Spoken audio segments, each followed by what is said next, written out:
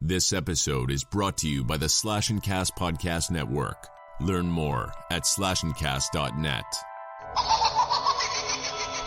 There are legends around here. Who died my G fucking king of the zombies? Even if only in their own minds. Forgotten, but not yet dead. I want to play a game. Some have tried to stop them, but they keep coming back. Don't let the door hit you in the ass on the way out. Coming to entertain you. They are the Crystal Lake Soldiers.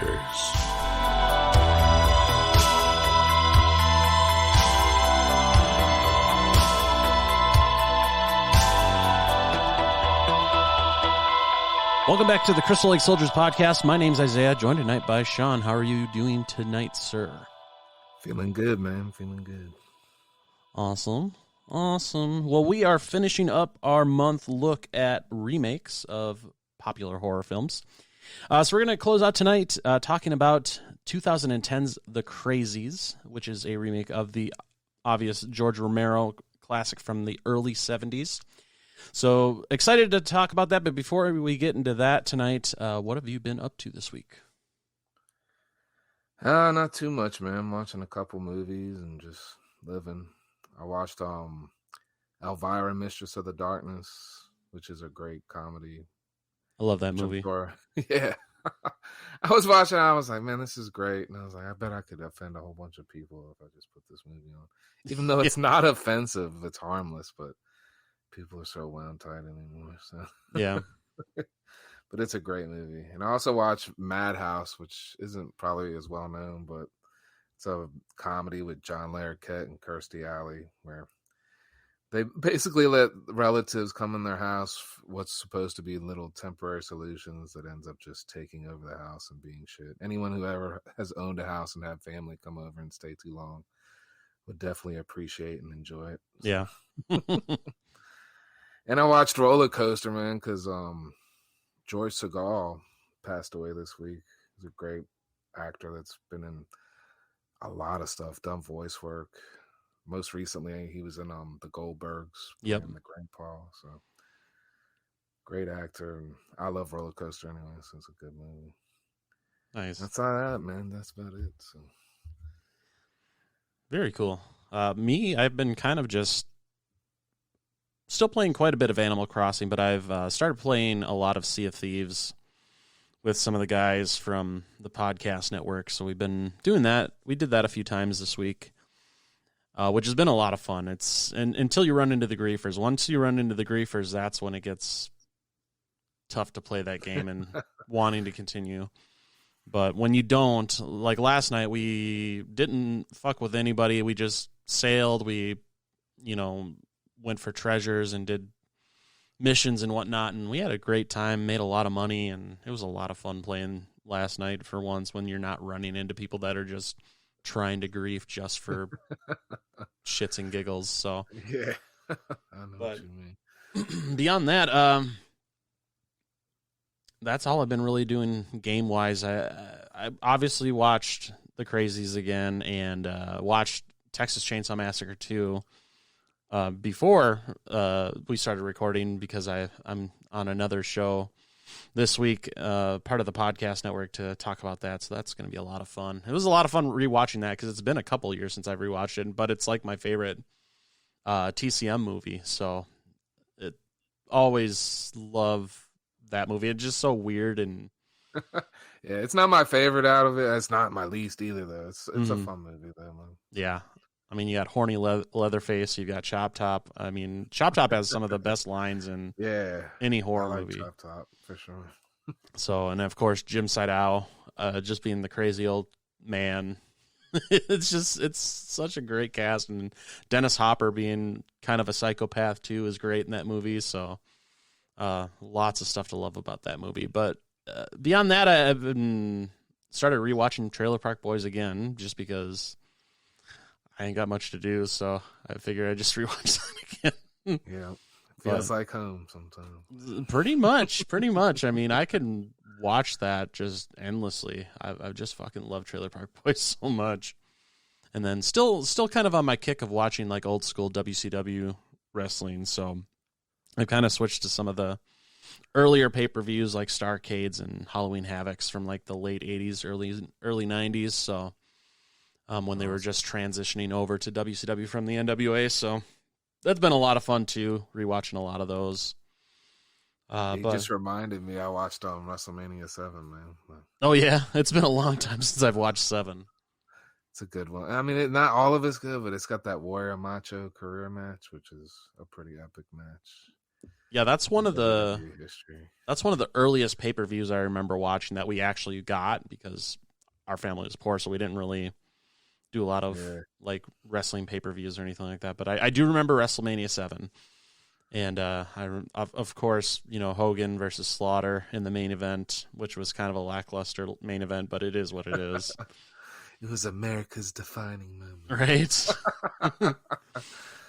And then you had, like, Undertaker versus Jimmy Snuka in that, and, you know, early days of the streak. So lots of good stuff. I mean, it was still kind of a lackluster pay-per-view, but overall it wasn't a bad show, you know, by any stretch of the means. Yeah, it's got a lot of great wrestlers on it. It's just kind of a mixed match of matches, it seems like. Yeah. But I still have fun with it, man. It's not too bad. Now, I love the Warrior Macho drama. Yes. That plays out. And the whole Miss Elizabeth coming back. So. That doesn't put a tear in your eye. I don't know what would. It didn't used to, but it kind of does now, man, just because of all that's happened in their lives, and now they're no longer here. So yeah. It is kind of sad now. It's like, damn, dude. It is, yeah. We didn't know what we were really watching then. Right? But lots of good stuff, especially WrestleManias. That was the other thing is I did watch WrestleMania. Which WrestleMania did I watch? Oh, I rewatched 9 this week. I don't know why. I've always been kind of nostalgic for 9. I think mostly just because it takes place outside, so you got the kind of that outdoor arena kind of feel, which is different. It's a terrible show. I mean, don't get me wrong. Bobby coming out backwards on the camera. Yes, that was great. Chuckling, but yeah, that's a fun one too, man. I don't know. I'm a sucker for all the old WrestleManias. So. Mm-hmm. Yes. I mean, fuck that ending of WrestleMania 9, but still, I mean, because Hogan's just kind of a piece of shit a lot of the time, but yeah, even as a kid, like I still liked Hogan, but it was like, oh, what just happened, dude? Right? That was weird. Yeah. Good stuff though. But that's kind of all I've really been up to, other than working on podcast stuff and tinkering with some photography and video. But yeah, I mean, it's been kind of a chill kind of week, which has been kind of nice. Not a whole lot going on, so which I kind of need right now. The other movie I ended up watching was Nightmare Beach. So I finally, because I got that in the mail about a week and a half, 2 weeks ago, whenever it was, and so I finally watched that just because, you know, kind of around spring break and everything. So yeah. I always forget they got the 2 titles for that sometimes. Yeah. I don't have that release. I got the DVD one, Spring Break Massacre or whatever. Yep. Such a great movie. Man. And those of you that are listening, we did do a review on that movie, so you can definitely check that out. It was from our first few months of doing the podcast, so it would be interesting to kind of go back and listen to that now and just see how we've kind of grown with the podcast. So we can definitely check that out. We definitely have that in the back catalog of reviews and show different episodes that we've done. So, but yeah, Nightmare Beach is a great movie. John Saxon's such an asshole in that movie, and I fucking love it. It's just so good. But yeah, that's kind of all I've been really up to. But I did want to kind of touch on a couple things here with regards to stuff that's kind of been in the news. So we talked a couple weeks ago about how they moved Saw back to being released in May.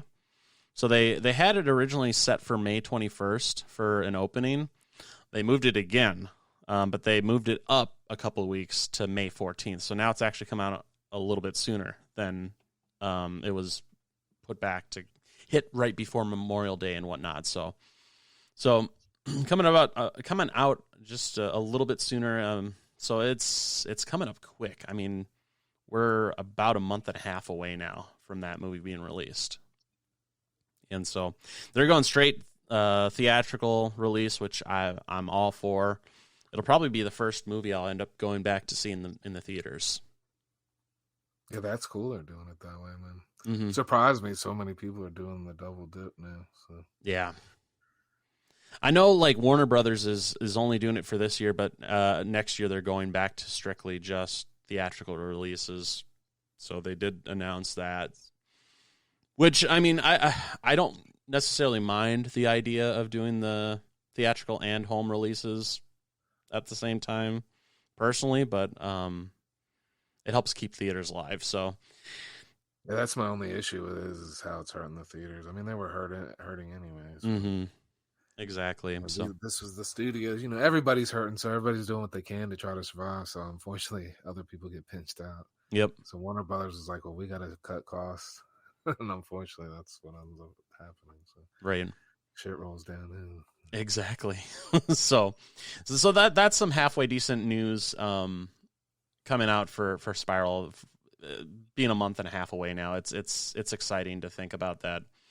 Something to look forward to go to the movies for instead of all these old movies that they've been doing just to kind of keep theaters afloat, basically. So, I'm super pumped for that.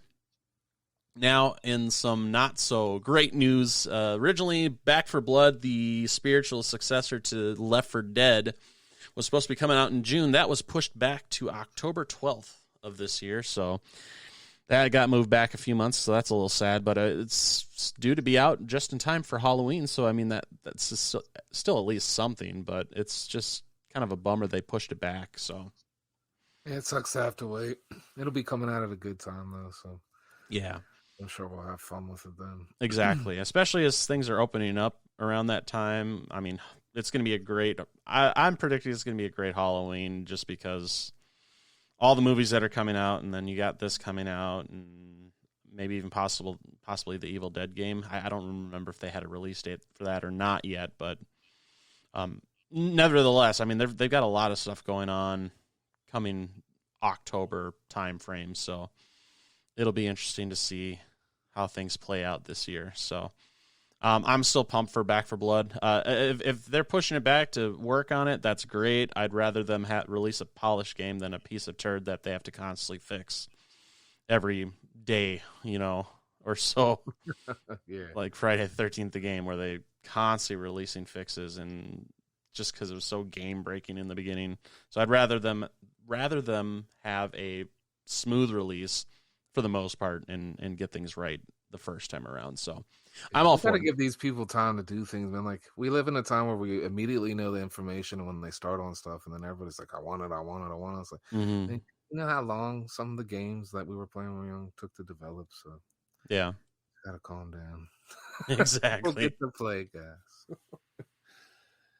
And then the last thing I just kind of had that I wanted to touch on was some favorites from when I was younger are being brought to Paramount Plus. So it's almost enough to make me want to get a subscription, or at least a trial. But they're bringing Aw, Real Monsters and Are You Afraid of the Dark to Paramount Plus. So yeah, just so you know, they're already on there, buddy. They are? Yeah. Oh, I was searching through it and found them on there. Okay. Day, so. Well, there you go. If you've got Paramount Plus, it's already on there. So I've been kind of on the fence about Paramount Plus. I've got so many streaming services right now, it's not even funny. And honestly, my favorite's HBO Max, and I still use Netflix quite a bit and Shudder. Some of the other ones I've just haven't really used. Yeah, I agree. There's so many. I wouldn't have. I could have it because I had CBS from my mom because she watches stuff on there. Yep. So it rolled into that, and because I got a few extra things, I've been searching around. That's really where it's at, is some of the Nickelodeon content. They got the old Ren and Stimpy stuff there too. And that would be another thing I'd love to revisit. There's a couple other things too. I can't remember them off the top of my head, but Are You Afraid of the Dark? And they got the new and the old stuff. So okay, so they got the new ones too. Okay, yeah, very cool. Because I mean, I've got the collection of like, Are You Afraid of the Dark through Vudu. So I've got like all the seasons and all the episodes that way. But specifically for Ah Real Monsters, because I loved that cartoon when I was younger. Even though I was starting to get a little older at the time when that was out, I still loved it just because it was kind of had that kind of horror theme going on with it and whatnot. So, but they got most of their classic content on there outside of you can't do that on television, which I think maybe they can't do. I don't know. Because I looked up a few episodes of that for nostalgia's sake and was like, maybe this is why it's not on there. Right. It's a fun show, but it's definitely outgrown, times have outgrown it. So. Yeah. Some things just don't age well for one reason or another. That's where slime comes from, though, man. So. Yep. God, it's been so long since I've seen that. Jesus. Yeah, it was great watching it, man. I was like, that was a good sketch comedy show, actually, man. Like, I was surprised. Good Lord. I feel old. It is what it is. Say water or I don't know, man. He's in trouble. And the kid standing there wishing he'd rather get shot than go to class. But oh, Jesus. And Barf, the chef. But anyway. Yeah. It was fun. Yeah, there's a bunch of it on YouTube. So. Okay. I'll have to take a look and revisit that because it's been a long time. Definitely. But with that being said, was there anything that you wanted to cover before we start? Actually, yeah, I just wanted to. It's just a couple Blu-ray notes. Yeah. One's it's been known about for a while now, but I don't think we've ever mentioned it on here. Was the 1976 King Kong coming out May 11th by Shout Factory. It looks like a really great release, man. Like a lot of special features. That's the one with Jeff Bridges, and I think it's Kathleen Turner. Okay.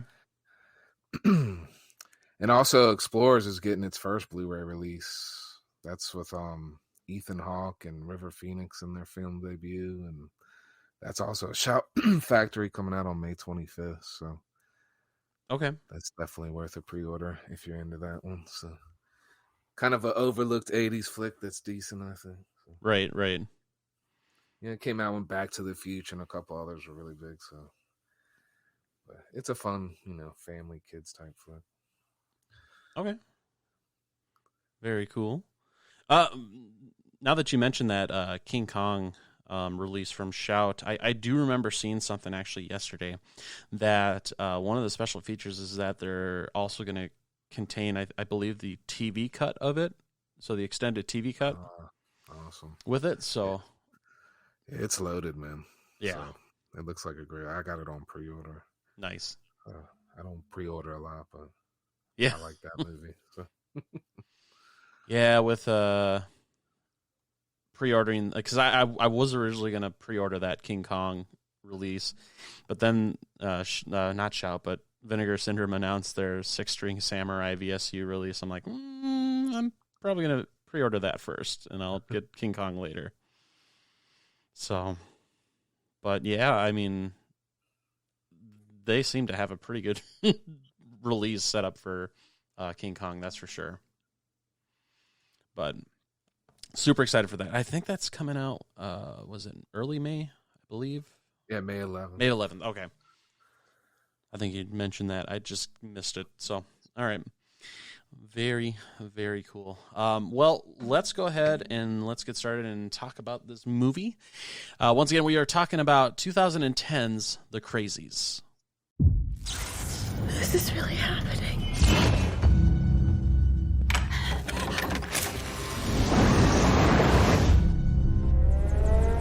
It's okay, I'm not sick!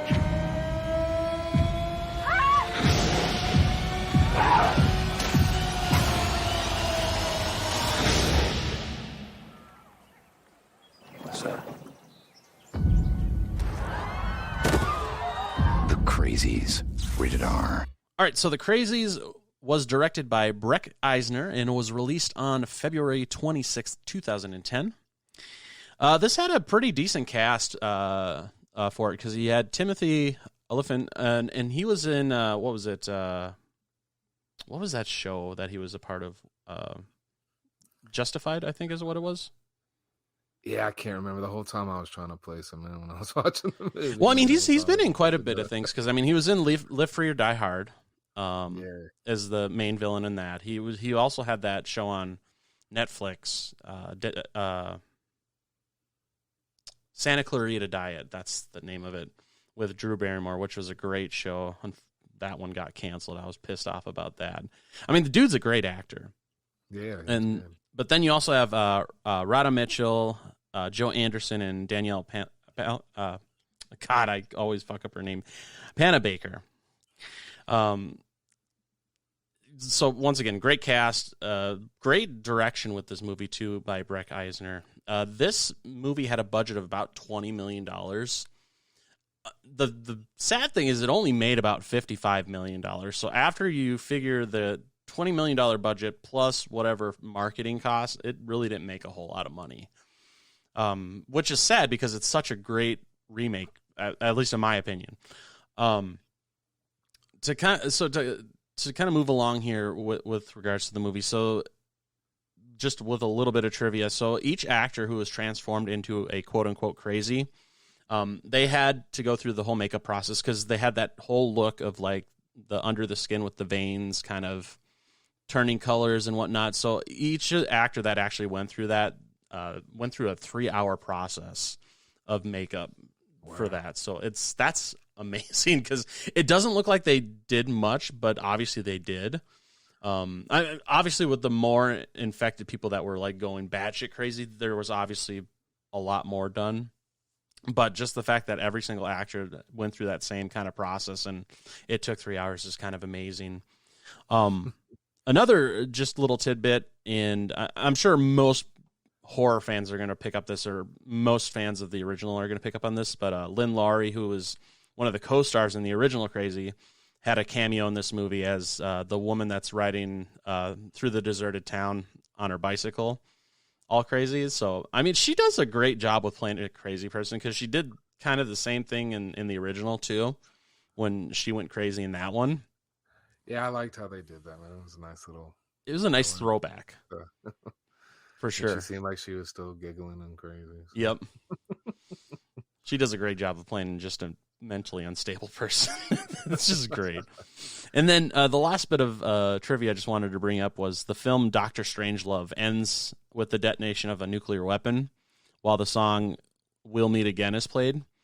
So kind of a little nod to that is this music begins with a Johnny Cash rendition of the same song, kind of foreshadowing the nuclear weapon at the end of the movie to blow up the town, basically. So that's kind of a nice little call out with that. That's cool. That was actually one of my favorite things of the, what would you say, upgrade in this remake is the fact that you actually get to see them dispose of the town. Yes. The other one ends so abruptly, and you know what's about to happen, but it's just like, okay, he's leaving. Right. So I like this a lot, man. Like I bitched the last 2 weeks, but this one I can give some love. So yeah, I think it didn't probably do as well because it's not as in the horror community. The Crazies is well known, but outside of that, people don't know that movie. So right. I mean, it wasn't something people were running to because they knew about it. Exactly. And I know we were talking about this a little bit before we started recording, but this one is definitely a great example of like an upgrade almost in the sense of it being better than the original. Because we were talking earlier about how it's kind of a boring movie and it's very, very slow moving. And it's not to say that the original Romero version is bad by any means. I still like the original version. It's just, it can be kind of boring to watch. It's not one that I go back and watch a whole lot, but this one is like great. And it's got like a lot of intense and like really suspenseful moments. And it moves at a great pace, I think, with That's this. what I was saying. They pick up the pace and the government interaction feels more realistic in this one. Like I was watching it and thinking, damn, Contagion kind of had a realistic, I was like, I almost feel like this is not to scare people, but a little bit more realistic than Contagion or Contamination, whatever it was. But Contagion, yeah. Yeah. So I was like, which is scary to think, but I was like, crap. That was the only thing I didn't like in the movie was when they were showing the little satellite imagery. I thought that was kind of corny. Everything else in the movie was cool. Yeah, that was definitely kind of corny. Government's spying on you. Yeah. I love it. Which is cool. They were always throwing that at us, though. Yeah, definitely. Nobody trusts the government. Right. Anyways. Yeah, so I love that this movie takes place still just like the original in a kind of a small town. It's just a small town in Iowa called Ogden Marsh. You've got, just, I don't know, it's a small town probably with like maybe a couple thousand residents and whatnot. And obviously the water gets contaminated by this plane crashing, this military plane carrying this contagion. And so that happens and poisons the water, and then obviously people start getting sick and then going crazy because of it. It's like a slow process because at first they just think the town drunk which comes back at them later, but they just think the town drunk is crazy and the sheriff had to kill him. Yeah. That's why at the beginning of this marathon, I was like, everybody thinks, the small town life, which can be easy. I was like, certain jobs though, man. I was like the sheriff, you would be the easiest job until one bad fucked up thing happens. Then it's got to be one of the hardest jobs ever. Because everybody knows everybody in those small towns. And everything. And oh, man. Sometimes the anonymity in the city is probably a little bit more relaxed. Right? Yeah, just starting with that. I mean, that was very, like, a tense moment in this because you got the dude, the town drunk, basically coming onto the baseball field in the middle of a game where the whole town is at with a shotgun. He's like, they're trying to figure out what's going on and whatnot, and obviously the sheriff ends up killing him because he pulls a shotgun because he's been infected and he's gone nuts and whatnot, but we don't know that at this point. So that was kind of a really intense kind of opening, like, first seeing this in action, basically. And it just ramps up from there. I mean, because then you got the dude that locks his wife and son in the closet and sets the house on fire. What a terrible mom, dude. Like, she hears the noise and she's like, what's daddy doing out there? And she just leaves the kid behind in the house. Mm-hmm. It's like, stay here and I'll go find out. I was like, man, you fucked up, lady. Your kid's screwed. Like, right? Should have took your kid. No, that's what I told. I'm like, don't come check on me. Just save the kid. Right? That was I like how they kind of pause the sound for a second and let you hear them screaming as he was about to light the match. That was impactful. Yeah. That was probably the one scene in this movie that, like, got my anxiety going, especially when they're in that closet and stuff. Well, even just in the beginning when she goes out to the barn to check on it and you got that combine going. And why are you standing in front of it? Right. I'm like, what the fuck are you doing, lady? But I do like that whole scene was kind of a callback to the original, because that's how the original started out, was with the house on fire with the dude killing his family on the inside. So that was a nice callback to the original, I thought. Because definitely, because the original, where, most of the movie was slow, it definitely had that kind of impactful opening with the dude killing his family. But this one's kind of like, it's kind of starts out as a slow burn, but it doesn't stay there long. I mean, it quickly ramps up very, very, like, high octane, like, with everything going on and whatnot. So I kind of like that, where it kind of starts out a little slow, but then just all of a sudden it just hits you. The military shows up and it's shit from there on. Mm-hmm. They're splitting families up, putting the sick in cages, basically. Yep. Oh man, what would you do, I don't know. We're not all the sheriff with access to guns and cars, Yep. So, crazy stuff, man. Yeah, because once the military shows up and they start getting all the residents, and obviously the ones that are measuring with a high temperature, they quarantine them and put everybody else elsewhere. But then that doesn't go over well, because then all the infected people end up going fucking nuts and just breaking out and just wreaking havoc. I think one of the guys bust the fence open. Mm-hmm. His wife and this other girl are tied up in the damn hospital. I thought that was a really tense scene. Yes. I thought it was kind of predictable, because no way they were going to let that wife die. But I thought the girl was kind of gonna get it. Oh, I thought for sure she was gonna get it when I was watching it in the theater, for the first time. Yeah, that was probably the second most intense moment in my opinion that just really got me going. Was that kind of rescue scene when Russell and the sheriff show up to save them, because I thought for sure that chick was gonna just eat it. But that, with the pitchfork and everything, and the dude just going by and just killing those other people and just slowly getting towards them, and that anxiety just kind of builds in that. It's such a great scene, and this is like a good example of like good horror, where it doesn't necessarily always have to be jump scares. It's like gets your anxiety going and gets you kind of on the edge of your seat. I was gonna mention that too, man. The score and the music in this was excellent. Like it went well with helping build the tension. Definitely. It's got a good mixture of everything with this movie, because I mean, even though they don't really rely a whole lot on jump scares, they do still have some jump scares. And I honestly, with more horror nowadays, you almost kind of need it. Not necessarily need it, but it's almost kind of expected with horror nowadays. But it's nice that they don't rely on that. It's nice that when you get that kind of tension building with a lot of these scenes in this. Yeah, 100% agree. I think it's overused now. So because I mean, some of the younger audience maybe likes it, but it has its place. But it's yeah. If that's all your movie is, then it's not a scary movie, right? But yeah, it's great once they finally get David's wife out of there. I think her name was Judy in this. Yes, the wife, Dr. Judy, and then Becca was the other character, her like assistant or something like that. That we thought was gonna die. So they got them out of there. But then she doesn't last long, because the whole car wash scene, she ends up fucking eating it. It was almost like all for naught. I wanted to bring up that before that, when they she like an idiot, of course, you got the classic young kid wants to find their boyfriend or girlfriend. And then you get to see the military just outright murder. I think they were going to murder his mom anyways, whether he ran out there or not. But, yep.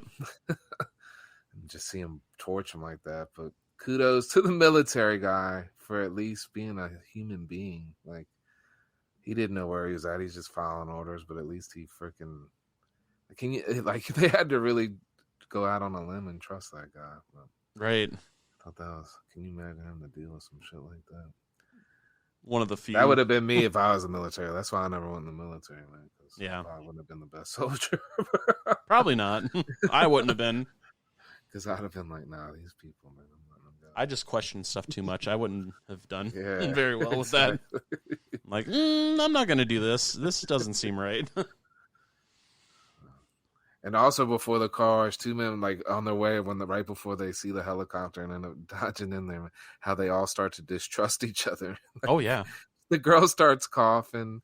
They already think Russell's getting sick anyways. Yep. Which is something I want to talk more about in a minute. But yeah.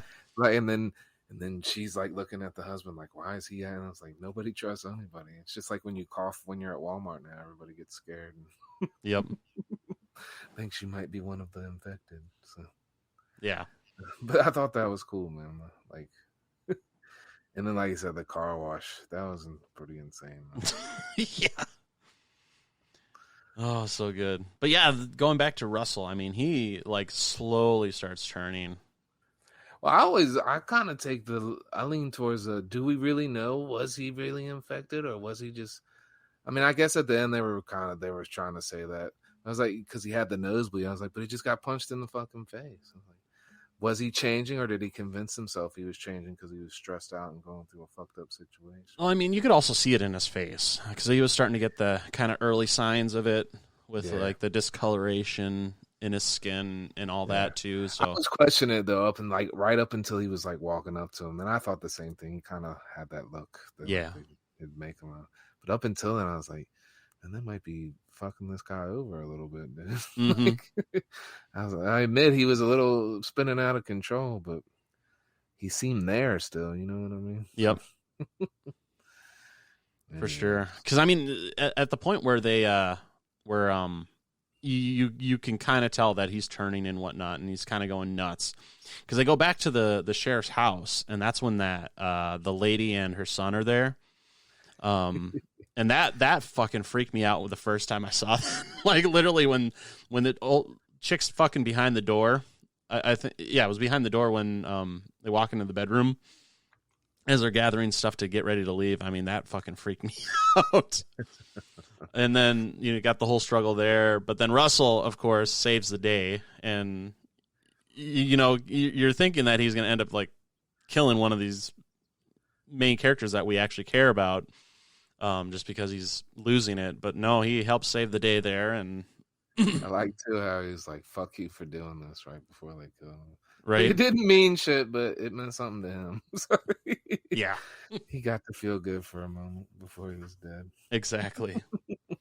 Yeah, that whole and then when they're going on and whatnot after Russell kills that one dude, it was the scientist or the doctor or whatever.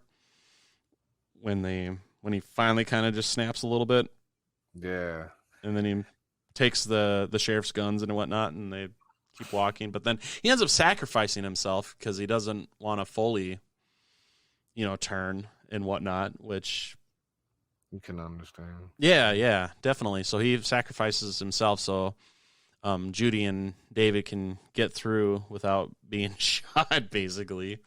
Yeah, I know what you're talking about. When it was the FBI truck is what it was. Yes. That was the thing. He was going to try to steal the truck. He fucks that up. But then they took his rifle, which I felt like escalated the whole situation between them. Yep. That's why he put him at gunpoint.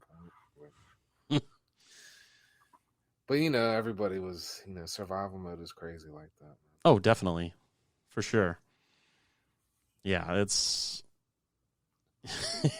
and I couldn't even imagine being in a situation like that when you're in survival mode. But then also when you got somebody that's fucked up in the head because of this virus, and that's just going to escalate things even more. I don't know. It would just be a complete tense situation no matter how you look at it, even if he wasn't infected. Because that distrust was already kind of building between David and Russell, so... Yeah.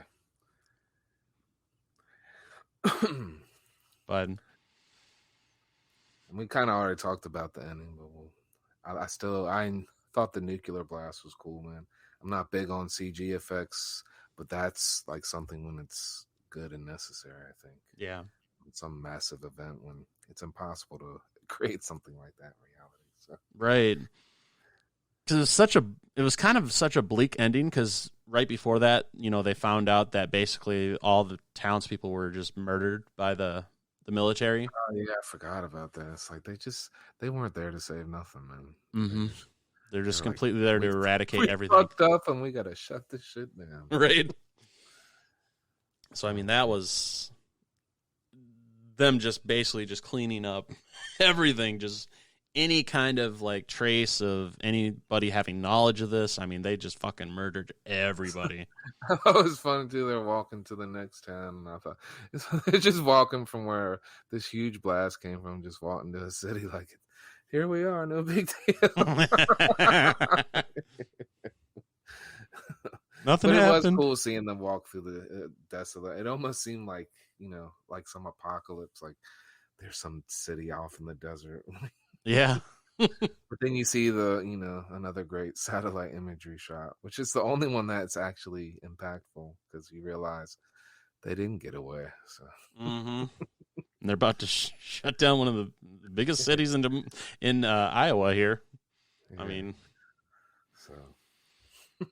Oh, yeah, the whole satellite thing. Chemical plant explosion. Right. Good stuff, man.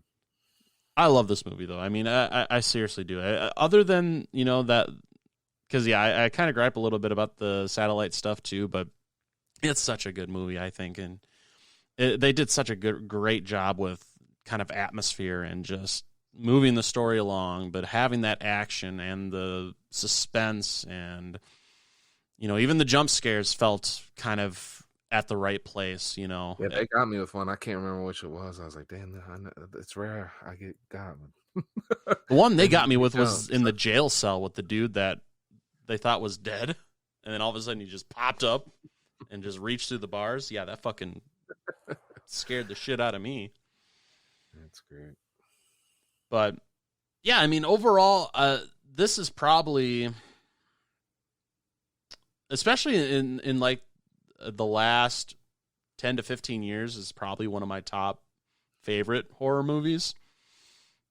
For this one, I'd probably give it a rating of 4.5 out of 5. It's such a good movie, and it's so much better than the original, and I do love the original. It's not my favorite Romero movie by any stretch of the means, but yeah, the remake is such a good movie, and it's so sad to see that it didn't make as much money at the box office as it probably should have, because it's so good. Yeah, I think because of people's love for Romero too, it's an underappreciated remake. Yeah, unfortunately, even though Tom Savini gets its credit. Oh yeah, just as good as well. But yep, this is definitely one of the, I'd say in the 2000s, one of the better remakes, because there's not a lot of good ones in my opinion. So sure, it's definitely freaking. I like this movie a lot, man. I had a lot of fun watching it last night. I hadn't watched it in a while, so 4 out of 5. So I liked it a lot. Awesome. Good movie. Sean P says, check it out. I like it. And we would love to know what you guys think as well. You can always reach out to us through our social media. We're on Facebook, Twitter, and Instagram, all at CLS Podcast. We do definitely appreciate you guys checking out this week's episode. And any final words as we leave tonight? Yes, was hoping there'd be more people here for this, but I'd like to take this time to announce my official running for the President of the United States of America 2024. I will be running on the newly formed but easily understood America ticket. Our platform is common sense. My vice president running mate will be Corey Feldman, to help with all this disgusting shit we already know is going on in the world. So my Secretary of Health and Human Services will be Ron Jeremy. Jesus Christ. And my Secretary of International Affairs will be, even though, well, I was going to include Telness, but I don't know if he'll be reliable enough. So the Secretary of International Affairs will be the Dallas Cowboy cheerleaders, because I feel like they can get a lot more things going overseas than any of these other people can. So head of the FDA, Cheech Marin. Secretary of Agriculture, Willie Nelson. And last but not least, and most important, because he stands for law and order, Secretary of Defense, Chuck Norris. So, and please don't forget, folks, sticks and stones may break your bones, but names will never hurt you. I like it. And with that, we will see you guys next week. This episode of the Crystal Lake Soldiers podcast is brought to you by the Slash and Cast Podcast Network. Check us out at www.clspodcast.com or join in the conversation on social media. You can find us on Twitter, Facebook, and Instagram, all at CLS Podcast. Until next time, stay safe, campers.